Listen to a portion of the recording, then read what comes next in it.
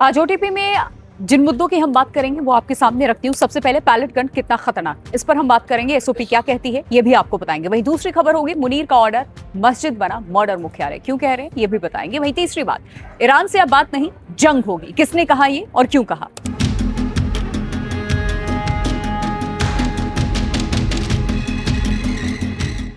राहुल गांधी बार बार एक छात्र का जिक्र कर रहे हैं, संसद में भी अपने प्रेस कॉन्फ्रेंस में ही जिक्र कर उस छात्र का जिसको पैलेट गन से चोट लगी है, और यही मुद्दा बहस को फिर से उसी पुराने सवालों पर लौटा लेकर गई कि क्या पैलेट गन सच में भीड़ नियंत्रण का सुरक्षित तरीका है या आंखों की रोशनी छीन लेने वाला खामोश खतरा। सीजेपी जैसे विरोध प्रदर्शनों के संदर्भ में यह मुद्दा और भी संवेदनशील होता जाता है। और सबसे पहले समझते हैं पैलेट गन क्या है इस कड़ी में।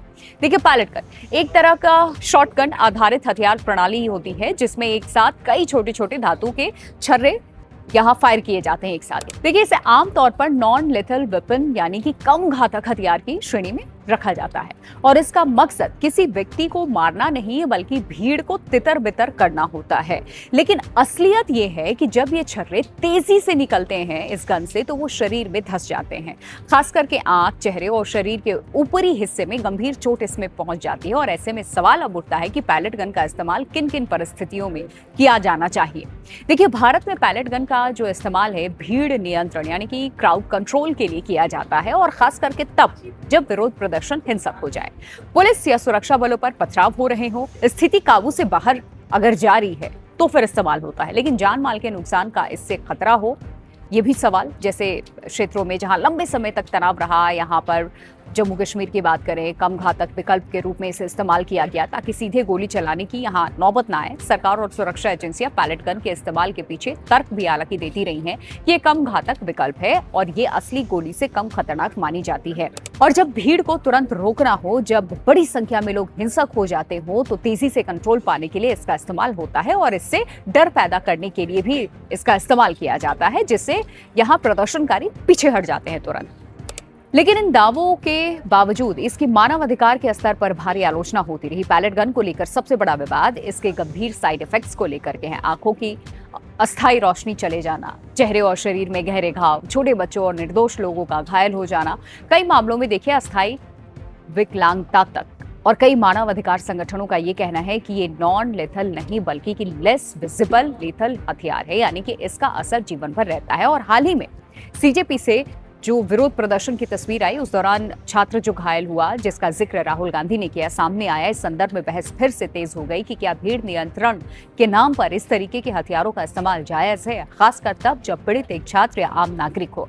ये मामला सिर्फ एक व्यक्ति का तब नहीं रहा बल्कि उस बड़े सवाल का प्रतीक बन गया कि क्या सुरक्षा के नाम पर नागरिकों की सुरक्षा उससे समझौता हो रहा है। भारत में पैलेट गन के इस्तेमाल के लिए कुछ दिशा निर्देश हैं, वो भी आपको बताते हैं। सीधे चेहरे या ऊपरी हिस्से पर निशाना नहीं लगाना चाहिए। अंतिम विकल्प यानी कि लास्ट रिसोर्ट के रूप में ही इसे इस्तेमाल करना चाहिए। भीड़ को चेतावनी देने के बाद ही कार्रवाई करनी चाहिए, लेकिन जमीनी स्तर पर इन नियमों का पालन हमेशा नहीं होता ऐसे सिचुएशन में।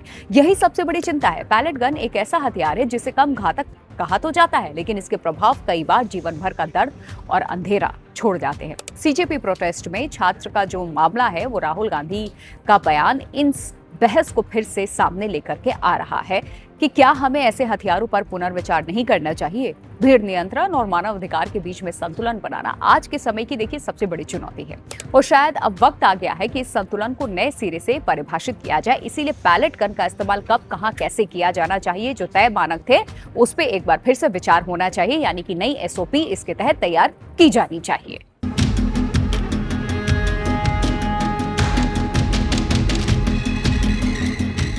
और अब बात आज की दूसरी स्टोरी की। मुनीर का ऑर्डर, मस्जिद बना मर्डर मुख्यालय। गोलियों की गूंज है, सड़कों पर बिखरा खून और हाथों में झंडे लिए लोग। ये किसी युद्ध भूमि का दृश्य नहीं बल्कि पाकिस्तान के कब्जे वाले कश्मीर पीओके का सच है, जहां अपने ही नागरिकों की आवाज को कुचलने के लिए बंदूकें तान दी गई।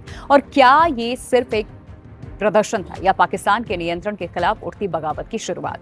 जब रोटी, अधिकार और इंसाफ मांगने वाले लोगों को दुश्मन घोषित कर दिया जाए तो सवाल उठता है, क्या पीओके में अब लोकतंत्र खत्म हो चुका है? और क्या ये खामोशी दुनिया के सामने एक और सच्चाई उजागर करने वाली है? मस्जिदों से आजान की जगह अगर गोलियों की आवाज गूंजने लगे, जनाजों की कतारें अगर सड़कों पर उतर आए, तो समझ लीजिए हालात कितने खतरनाक हो चुके हैं। पाकिस्तान के कब्जे वाले कश्मीर में अब सिर्फ विरोध नहीं बल्कि एक ऐसी दास्तान लिखी जा रही है जहां इंसानियत हारती दिख रही है। सवाल सिर्फ ये नहीं कि कितने लोग मारे गए, सवाल ये है कि क्या अब आवाज उठाना भी गुनाह बन चुका है और क्या सत्ता ने अपने ही लोगों को खत्म करने का फैसला कर लिया। पाकिस्तान के कब्जे वाले कश्मीर यानी पीओके में हालात अब सिर्फ तनावपूर्ण नहीं बल्कि खौफनाक हो चुके हैं। जिस जमीन को इबादत और अमन का प्रतीक माना जाता था, अब खून खराबे की कहानियां वहां लिखी जा रही हैं। आरोप है कि असिम मुनीर के आदेश पर पाकिस्तानी सेना ने निहत्थे प्रदर्शनकारियों पर ऐसी गोलीबारी की जिसने पूरे इलाके को दहला दिया।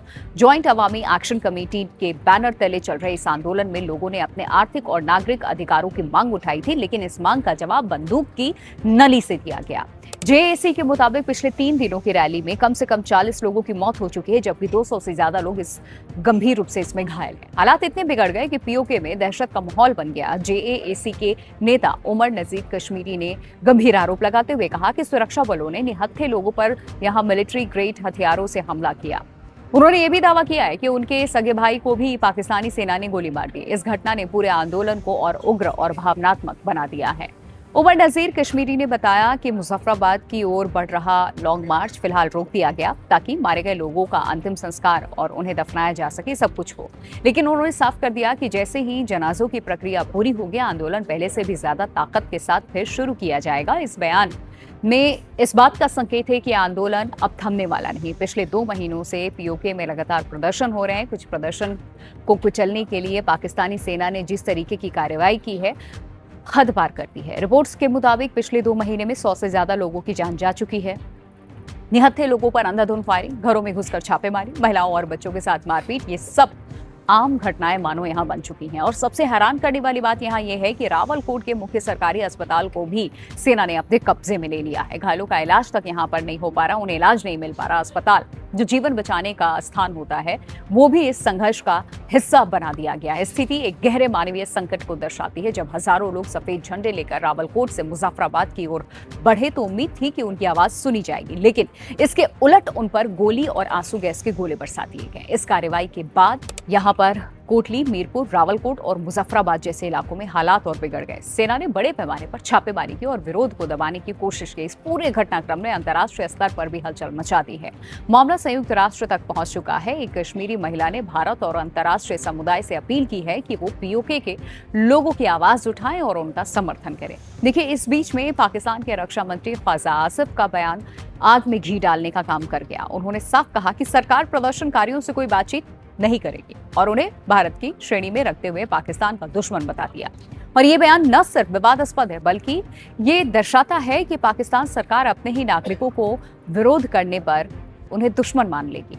आज पीओके में जो कुछ भी हो रहा है वो सिर्फ एक विरोध प्रदर्शन नहीं बल्कि ये एक बड़े असंतोष का विस्फोट है। जब जनता अपने अधिकारों के लिए सड़कों पर उतरती है और जवाब में उन्हें गोलियां मिलती हैं, तो ये किसी भी लोकतंत्र के लिए खतरनाक संकेत है। पीओके की सड़कों पर बिखरा खून, जनाजों की लंबे कतारें और बंदूक की गूंज, ये सब मिलकर के एक ऐसी कहानी बयां कर रहे हैं जो शायद दुनिया को झकझोरने के लिए काफी है। सवाल अब भी वही है, क्या अपने हक की बात करना गुनाह है? और अगर नहीं तो फिर इन गोलियों का जवाब कौन देगा?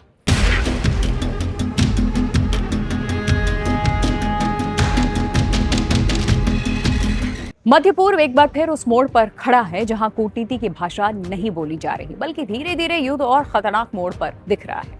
अमेरिका और ईरान के बीच में बढ़ते तनाव के बीच व्हाइट हाउस में हुई डोनाल्ड ट्रंप और बेंजामिन नेतन्याहू की 90 मिनट की लंबी बैठक ने दुनिया को साफ साफ संकेत दिया। ये मामला सिर्फ बातचीत तक सीमित नहीं रह गया। बैठक के केंद्र में ईरान का परमाणु कार्यक्रम, क्षेत्रीय सुरक्षा और भविष्य की रणनीति रही। लेकिन सबसे अहम बात यह रही कि 3 विकल्पों पर चर्चा के बावजूद हर रास्ता आखिर में एक ही दिशा की ओर इशारा करता दिखा, वो है टकराव का। देखिए, कूटनीति, आर्थिक दबाव और सैन्य कार्रवाई, ये तीनों विकल्प अब एक ही सीढ़ी के अलग अलग पायदान बन चुके हैं। इनका आखिरी पड़ाव और खतरनाक युद्ध हो सकता है। फिलहाल विकल्प देखिए कूटनीतिक समझौते का है, लेकिन इस पर खुद अमेरिका और इजराइल के भीतर भरोसा कम नजर आ रहा है। इस वक्त अमेरिकी प्रतिनिधि ईरान से बातचीत में जुटे हुए हैं, लेकिन मतभेद इतने गहरे हैं कि किसी ठोस नतीजे की उम्मीद कमजोर दिखती है। नेतन्याहू की आशंका भी यही है कि ईरान अपनी परमाणु महत्वाकांक्षाओं को पूरी तरीके से छोड़ने के लिए तैयार नहीं है और ऐसे में सवाल उठता है कि क्या ये बातचीत सिर्फ समय खरीदने की एक रणनीति है। दूसरा जो विकल्प है वो आर्थिक दबाव का है। ईरान के खिलाफ नौसैनिक नाकेबंदी और सख्त प्रतिबंधों की नीति पहले से लागू है, लेकिन अब इसे और तीखा करने की बात हो रही है। खासतौर पर हॉर्मुज जलडमरू मध्य का जिक्र इस बात का संकेत है कि तेल आपूर्ति और वैश्विक अर्थव्यवस्था को हथियार बनाया जा सकता है। लेकिन इतिहास गवाह है, जब आर्थिक दबाव अपनी सीमा पार करता है तो वो अक्सर सैन्य टकराव में बदल जाता है। अब तीसरा और सबसे खतरनाक विकल्प जानिए, सीधी सैन्य कार्रवाई। और ये विकल्प अब सिर्फ कागजों तक सीमित नहीं रहा। बैठक खत्म होने के कुछ ही घंटों के बाद ईरान का जॉर्डन स्थित अमेरिकी सैन्य अड्डे पर बैलिस्टिक मिसाइल हमला इस बात का संकेत है कि यहाँ हालात कितने तेजी से बिगड़ रहे हैं। जवाब में ट्रंप की कड़ी चेतावनी ने इस टकराव को और गहरा कर दिया। यहाँ सबसे दिलचस्प बात यह है कि नेतन्याहू ने ट्रंप पर तत्काल हमले का दबाव नहीं डाला, लेकिन उन्होंने हर विकल्प खुला रखने की बात जरूर कही। अब इसका मतलब यहाँ बड़ा साफ है, इजराइल अभी अमेरिका को आगे करके खुद रणनीतिक बढ़त बनाए रखना चाहता है। इस पूरी स्थिति में वैश्विक अर्थव्यवस्था भी दांव पर लगी हुई है। ट्रंप ने खुद माना है कि लंबे संघर्ष से ऊर्जा कीमतें आसमान छू सकती हैं और आर्थिक अस्थिरता बढ़ सकती है। लेकिन सवाल कि क्या अब ये जोखिम लेने से पीछे हटना संभव है? जब रणनीतिक हित दांव पर हो तो आर्थिक नुकसान अक्सर दूसरी प्राथमिकता बन जाता है। देखिए, सीरिया का मुद्दा भी इस तनाव को और जटिल बनाता है। तुर्की, इजरायल और जिहादी संगठनों के बीच फंसा ये क्षेत्र किसी भी समय बड़े संघर्ष की चिंगारी बन सकता है। इजरायल का बफर जोन में बने रहना इस बात का संकेत है कि वो किसी भी खतरे के लिए तैयार रहना चाहता है। और इस बीच एक बड़ा संकेत भी है, इजरायल अगले 10 वर्षों में अमेरिकी सैन्य सहायता पर अपनी निर्भरता कम करने का फैसला ले चुका है। और ये सिर्फ एक रक्षा रणनीति नहीं बल्कि आने वाले समय की तैयारी है। मिसाइल रक्षा, आधुनिक हथियार और अगली पीढ़ी की लड़ाकू विमान, ये सब उस भविष्य की ओर इशारा करते हैं जहां इजरायल खुद के एक लंबे संघर्ष के लिए तैयार खुद को कर रहा है। यानी कि तस्वीर अब साफ होती जा रही है। बातचीत की मेज पर जो शुरू हुआ था वो अब युद्ध के मैदान की ओर बढ़ रहा है। कूटनीति की कोशिशें जारी हैं, लेकिन जमीन पर हालात कुछ और है और कहानी कुछ और ही है। ओटीपी में आप भी अपने राय को रख सकते हैं, कमेंट करके बताइए इन मुद्दों पे आपकी क्या राय है, आप क्या सोचते हैं।